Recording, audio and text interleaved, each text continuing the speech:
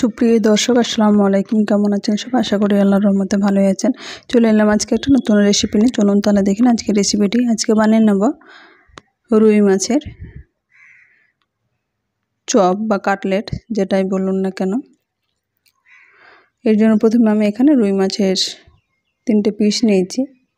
এখানে লবণ, হলুদ, কাশ্মীরি লঙ্কার গুঁড়ো, লঙ্কা বাটা, মশলাটা ভালোভাবে মাখিয়ে নেব মাছের সঙ্গে।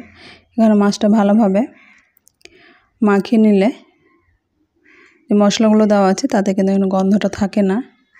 অন্যদিকে ওভেনে একটা কড়াই বসে এখানে আমি 1 কাপ কফি কাপের 1 কাপ জল দিয়ে দিয়েছি। জলটা ভালোভাবে একটু গরম হয়ে গেছে। এখন এখানে মাছগুলো আমি দিয়ে দেব। এরকমভাবে বাচ্চারা যদি মাছ খেতে না চায় তাহলে এরকমভাবে কাটলেট বানিয়ে দিলে খুব সহজে খেয়ে নেয়। এখানে কোনো মাছের গন্ধ লাগে না। এখন মাছটাকে আমি 10 মিনিট ফুল ফ্লেমে ঢাকা দিয়ে সেদ্ধ করে নেব। মাছটাকে আমি 5 মিনিট পরে উল্টে দেব। এক সাইডটা ওপর দিকে উল্টে দেব। অন্যদিকে পেঁয়াজ এটা ভাজতে ভাজতে ব্রাউন কালার করে আমি ভেজে নিয়েছি। একটু কালারটা আমার বেশি ডিপ হয়ে গেছে, আর একটু আগে এটাকে ওভেন বন্ধ করে দিতে হবে, যেহেতু আমি অন্য কাজে ছিলাম বলে পেঁয়াজটা একটু পুড়ে গেছে। এটা ব্রাউন কালার করে ভেজে নেবেন।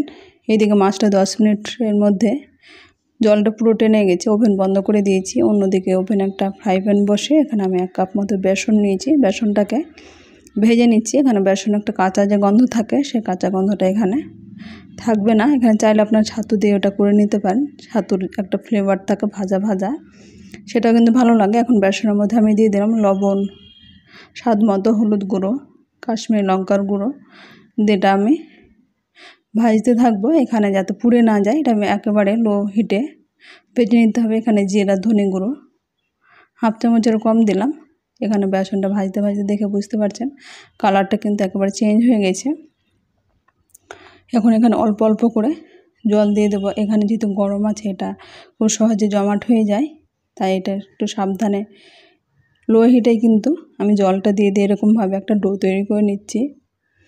অন্যদিকে একটা প্লেটের মধ্যে নিয়েছি কাঁচা লঙ্কা, ধনেপাতা কুচানো,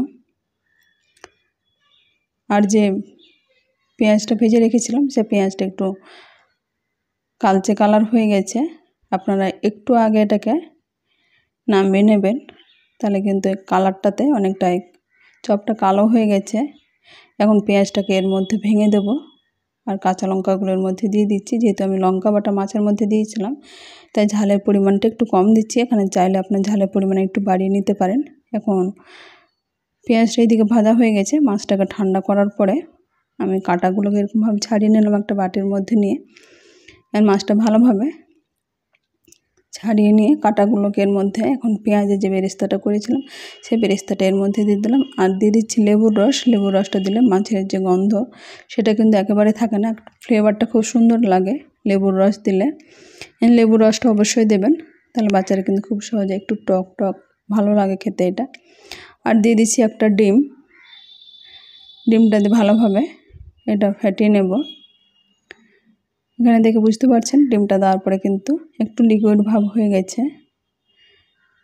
এখানে দিয়ে দিচ্ছি আমি ভাজা মশলা, জিরা ধনে ভাজা মশলা আছে, আর সামান্য পরিমাণে গরম মশলার গুঁড়ো দিয়ে এটা আমি ভালোভাবে মাখিয়ে নেব। এদিকে যে বেসনটা আমি ভেজে রেখেছিলাম সেই বেসনটা এর মধ্যে দিয়ে এটাকে মাখিয়ে নিলাম। ডিমটা দিয়ে কিন্তু এটা লিকুইড হয়ে গেছে, এর সঙ্গে ব্যাটারটা একেবারে পারফেক্ট, কোনো আমি জল আর ব্যবহার করছি না। এখন এরকমভাবে আমি কাটলেটে শেপ করে তৈরি করে নিলাম। সবগুলো এদিকে তৈরি করে নিয়েছি। অন্যদিকে ওভেনে একটা কড়াইতে তেল দিয়ে তেলটা ভালোভাবে গরম করে নিলাম। এখন এর মধ্যে আমি কাটলেটগুলো দিয়ে দেব। এখানে কাটলেটের শেপটা আমি গোল করেছি, চাইলে আপনার একটু লম্বাটে চৌকো চৌকো করে তৈরি করে নিতে পারেন। এখন তেল বরাবর যতটুকু হচ্ছে আমি এরকমভাবে দিয়ে ভেজে নেব। এখানে ডিপ ফ্রাই করে নিচ্ছি, উল্টে পাল্টে এটা মিডিয়াম ফ্লেম করে নিয়ে একটু সময় নিয়ে এটা ভেজে নিতে হবে। ভেতর দিক যেহেতু সেদ্ধ করা আছে, একটু ভেতর দিক মুচমুচে করতে গেলে এখানে এটা খেতে বেশি ভালো লাগে। এরকমভাবে একবার উল্টে দিলাম, একই রকমভাবে মিডিয়াম ফ্লেম করে নিই। অপর সাইডটা এরকম উল্টে নেব। এই দিকে যে তেলের মধ্যে ফেনার মতো হয়ে আসছে, এটা কিন্তু ডিম দেওয়ার পরে নয়, এটা যখন তেলটা ঠান্ডা হয়ে যাবে তারপরে কিন্তু এই জিনিসটা আর থাকে না। এটার জন্য কোনো ঘাবড়ানোর কারণ নেই। এখন কাটলেটটা ভালোভাবে ভাজা হয়ে গেছে। এখন এটাকে উঠিয়ে নেব, একটা ছাঁকনির মধ্যে এটা উঠিয়ে নিয়ে তেলটা ভালোভাবে নিংড়ে নেব। একই রকমভাবে আবার তেলটাকে ফুল ফ্লেমে হিট করে নিয়ে এটা মিডিয়াম ফ্লেম করে নেব। তারপরে একই রকমভাবে আবার সবগুলোই দিয়ে দেবো তেল বরাবর। এরকমভাবে দিয়ে একটা সার্ভিং বাটিতে প্লেটের মধ্যে উঠিয়ে নেব। এটা সকাল বিকেলে বাচ্চাদের তৈরি করে দিলে কিন্তু অনায়াসে এরকমভাবে খেয়ে নেবে। এখন এটা ধনেপাতা চাটনি, টমেটো চাটনি এর সঙ্গে খেতে কিন্তু দুর্দান্ত স্বাদের হয়। এরকমভাবে খুব সহজে তৈরি করে নিলাম মাছের কাটলেট। আমার রেসিপিটি কেমন হয়েছে আপনারা অবশ্যই কমেন্ট বক্সে কমেন্ট করবেন। আজ তাহলে এ পর্যন্ত, ফিরে আসছি নতুন কোনো রেসিপি নিয়ে। ভালো থাকবেন, সুস্থ থাকবেন। আসসালামু আলাইকুম, আল্লাহ হাফেজ।